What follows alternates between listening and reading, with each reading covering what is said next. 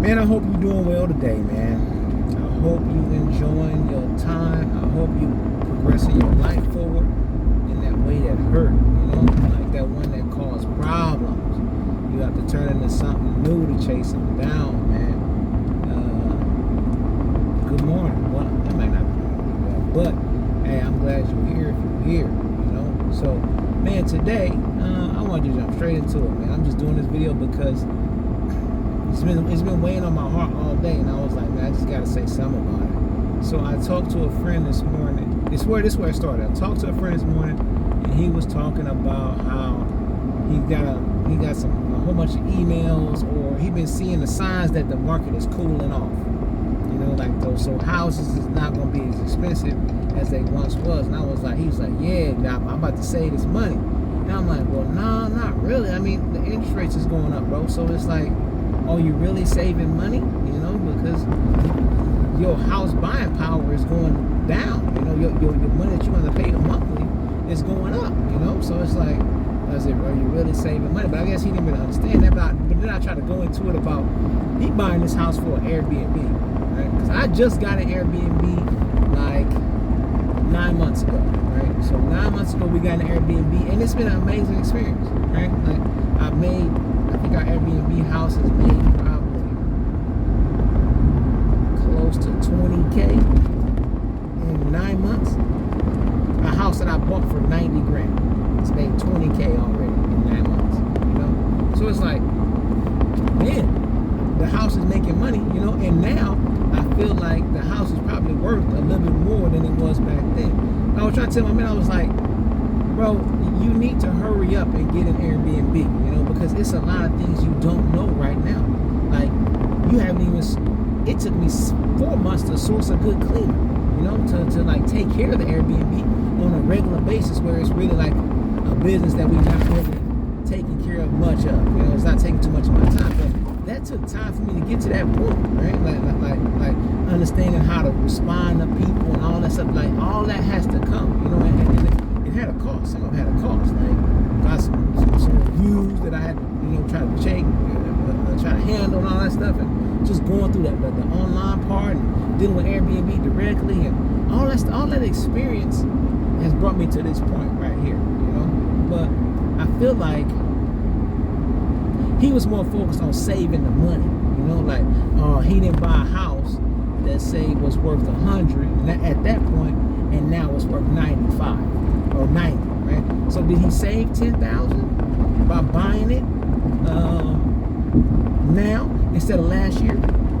Yeah, he saved 10,000, but what could he have gained in the meantime if he had bought the house for 100,000? You know what I'm saying?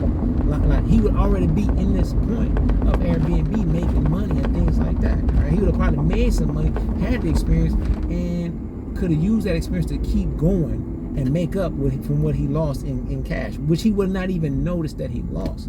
And it made me think about like my own life and like how now I value experience more than money. Experience is worth way more than money, I feel like, because I think people think that money is only limited in the amount that you have. Right outside of you, money is unlimited. Money is unlimited. Like it's unlimited amounts of money right outside of you. Like if you have the right skills, you can go get unlimited amounts of cash. Unlimited amount, but you have to have experience on how to get it. It's like, you can't save your way. Money is not grown by saving. But I feel like the world, most people let fear make beliefs in their head that money is limited. When actually money is not limited. Money is unlimited. Like, what's not, I don't say limited, but what's more important than money, the experience of getting money is what is limited. I can't say that's limited, not either. I wouldn't even say it, because you can always gain more experience, so I can't say it's limited, but to get money, you need experience. And I don't know if you're one of the people that believe that when you hear somebody say, oh, they got $1 million, or they made $1 million, they was a millionaire, and then they can lose it all today, and then come right back in 6 months and be a millionaire again, or a little bit more than a millionaire, right? When you haven't even made it one time. The only difference between you and them is experience. He had no money, you had no money, but he had experience, right? And that experience is more valuable than money. But most people don't feel that way.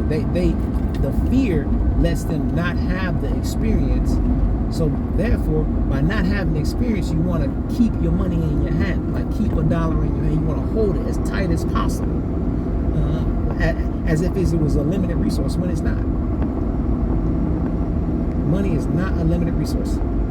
It's always out there. You just got to find it. And it's not really that hard to find, from my experience.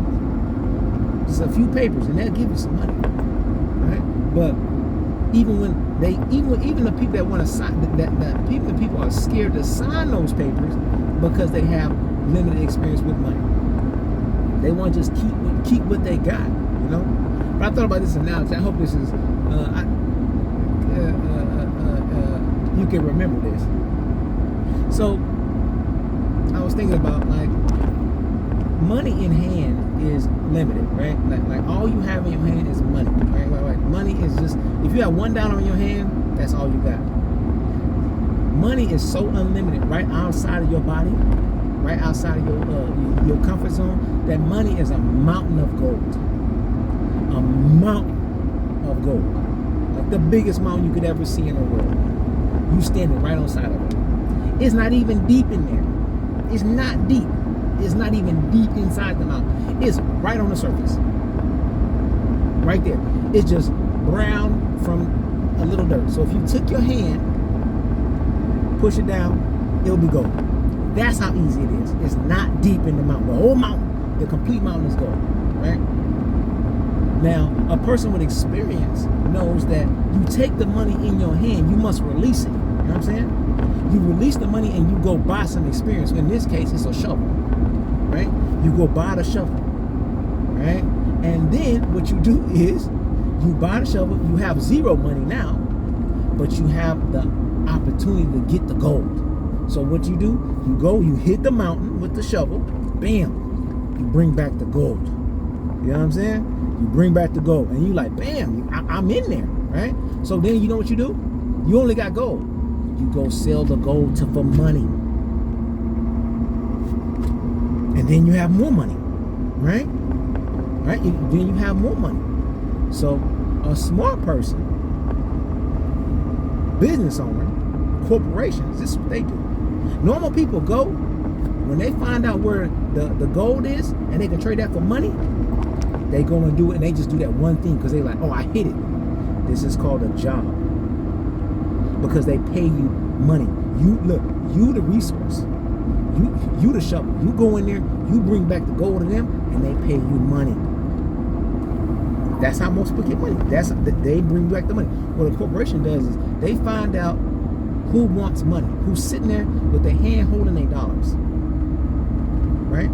They want more money. You know what the corporation do? What the business owner go do? They go buy shovels. They was digging too, but they took their money. Instead of buying money, they bought more shovels.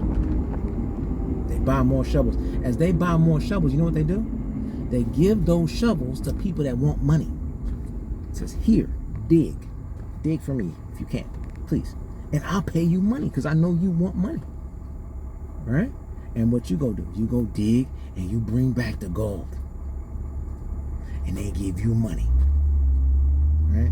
Now, if the business people, they invest all their money till broke in shovels. All they buy is shovels. That's experience. All they buy is experience. They know how to get money.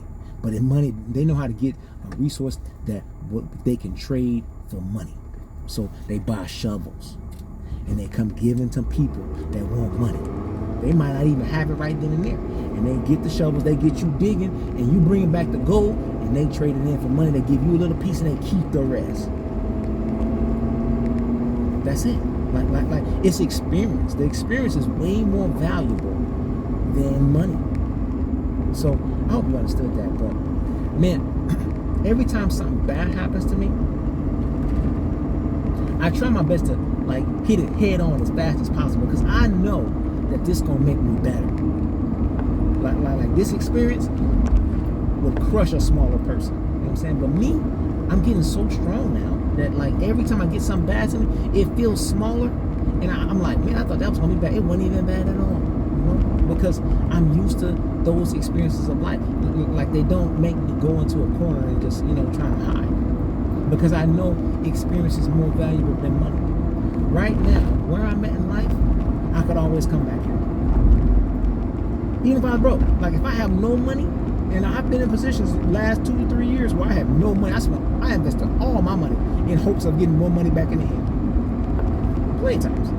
I had no money. I was living like I was working at Mickey D's, and I had an apartment that was $1,400 a month. Your boy was broke. I'm taking burgers home. I had a whole business.